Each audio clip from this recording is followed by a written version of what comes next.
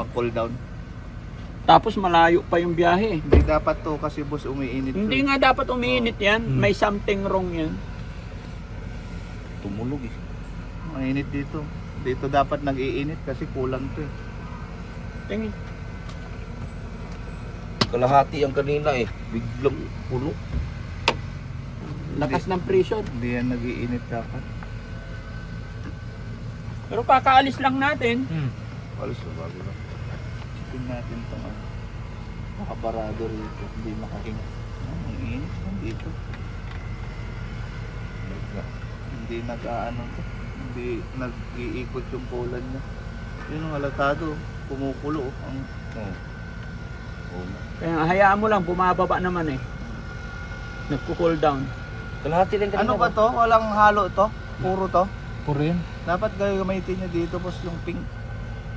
Hindi, kasa naman to lahat eh. Dalawang kasing kulan eh. Yung pink tsaka yung dilaw. May inang klase talaga ito. Bula nga eh. So yun, mga kababayan, no? Niya. Kasagsagan ng misyon. Dito kami, hindi ko alam kung saan lugar po ito. Nagka-problema yung ating isang sasakyan. Ha? Breaker no. Anong wrecker? Episode. Problema tong ano natin. Dito natanggal ito. Walang size. Punutin sana natin para matip natin yung bike. Init. Hindi ba kasi kalahati kanina no? Yun ang nag-iinit na ako. May malapit bang ano dito, Ford? Kilabawan. Ilang kilometro yon? May 10. Galing dito. Pwedeng ipacheck doon. Galing dito. Oo. Hahatiin natin yung team. Kayo ipapacheck ninyo yan. Kasi hindi pwedeng sasama pa kayo sa akin. Palit tayo ng karga. Tapos kasi pag pinasok mo pa to dito, baka magka-problema. So pag nag-cool down siya, dalhin sa Ford. Ipapacheck lang. Kasi ito boss papalitan na natin. Yung kulan niya. Oh, ano lang naman yan, mga 1 galon. Kaya nga. Malit ah. Ang init. Kaya nga pa-cool down eh. Saglit pa lang yung pag-alis natin eh. Kasi ang mas mahirap niyan pag ipasok pa natin sa liblib to, Puro taas pa yan, oh. hindi na ano. Ako yung pagbiyahe natin. Oh, yun ang nga iniisip ko, yung pagbiyahe natin. Kaya mas maganda hatiin ko na lang. Dadalhin mo to doon sa port para ipa-check yan. Or kahit hindi sa port, kung may mas malapit diyan na mas na, ha? Toyota? Hindi. Ford na lang. Sa port.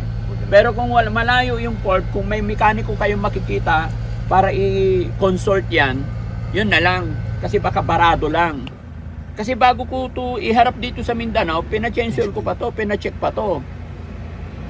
Kaya isa rin yung reason, nagreklamo kayo nakaraan na parang hindi lumalamig ang... Saka ano boss, ano talaga nito? Dapat basa ko kasi tuyo. Oo nga. Dapat basa ko. Tuyo no. Pag long drive kasi ito mag-iinit to. Babaga. Pag walang tiwala naman ako sa kasa eh. Under kasa lahat ito, hindi ko pa ito pinagawa sa iba. ano lang muna, dagdagan ng kuryente pero yung evaporator niya doon muna lang paano sa Makati. Yung evaporator niya kasi siyempre sa dumi, sumisip-sip na barahan hanggang tumuyo. Magpapalit tayo ng karga. Wala, dapat basa to kasi Oh, hindi. ano na Oh, ililipat ninyo yung grocery, ibabalik na doon. Kasi hindi na pwedeng pilitin to na ganitong may problema. Pag nag-cool down, unti-unti kayong umabante doon. No? Magbibigay lang ako ng magbibigay na lang ako ng budget.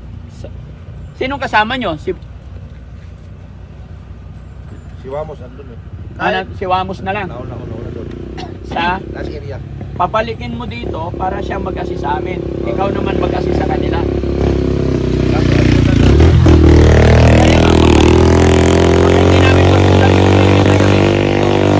Kasi mga kababayan, papunta kami kay Rapol ngayon. Dito.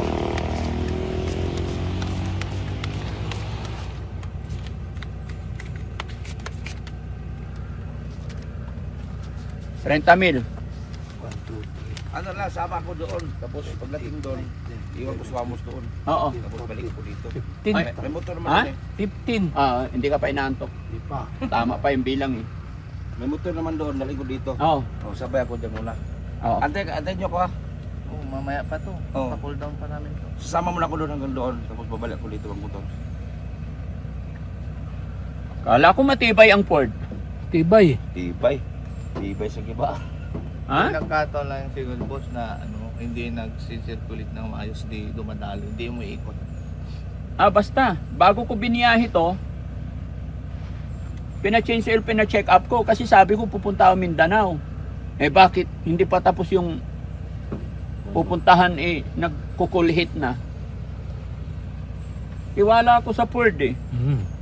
Bakit ganito? Ang maapektuhan kasi dito, pag inato, puputok to. Parang yun sa akin boss, pumutok. Kaya nga hindi pwede. Di i-cool down hanggang sa madala nga sa Ford. Sige. Diba? Kasi hindi pwedeng pilitin natin mas malaki ang problema.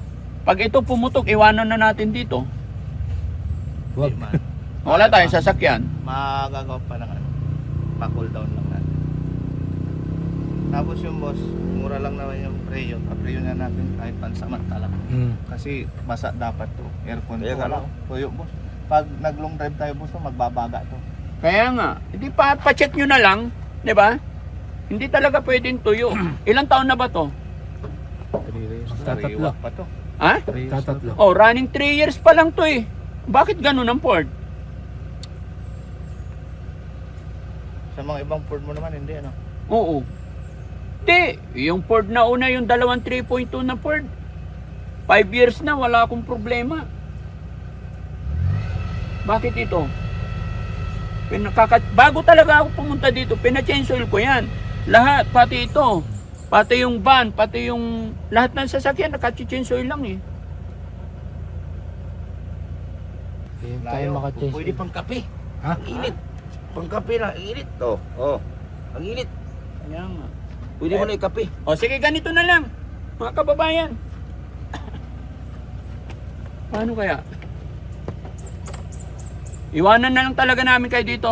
Pero siguro baka makasabay pa rin kayo kasi hindi nyo pwedeng iabantayan ng malamig, mainit eh. Antay lang kayo dito ha. Papasok ko doon, hatid ko muna doon sa area sila. Total, alo si Wamos. Babalik ko dito. Sige. Ang haba pa naman kasi yung biyahe natin kahapon, baka kahapon pa lang nagiinit na yan eh. Baka hindi na nagsisirculate. Hindi. Pero hindi pa nag-warning kahapon. Ito lang, Ayun pagkakit lang dyan sa may putik. Oh, napuwersa.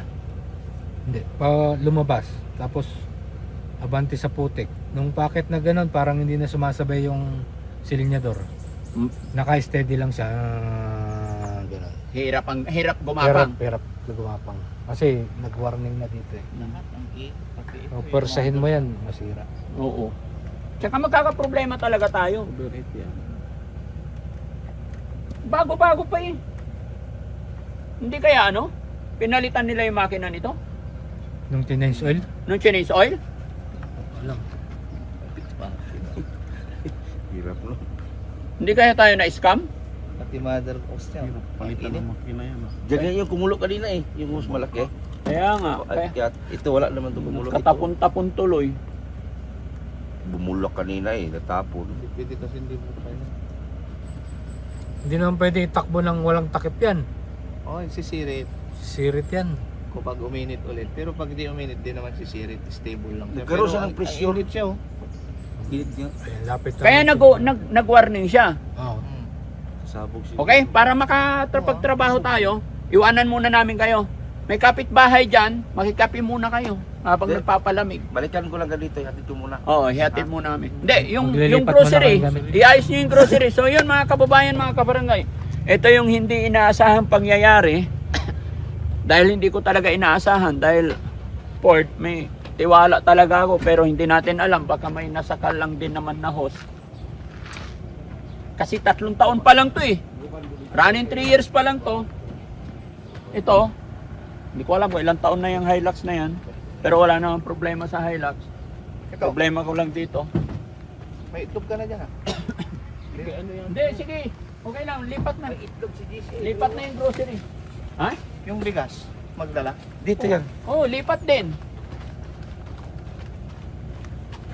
Alam nyo naman yung pinamili nyo, no? Yun. May mga dala pa tayong bigas mga kababayan. Saka ito, ang problema dito mga kababayan, dito kami sa bundok. Kaya kailangan hindi pwedeng pilitin, alang pag-isipan kasi napakalayo ng mechanic dito, may mga mekaniko. Malalayo, kaya nga po ang dinala ko yung mga sasakyan na, pero siguro kasama sa buhay talaga yan, may mga pagsubok, pagdadaanan. Pero alam ko minor lang naman yan, wag po tayong mag-alala, no? Tatawag sana ako sa agent ko ngayon, pero mamaya tatawagan ko, wala tayong signal dito mga kababayan.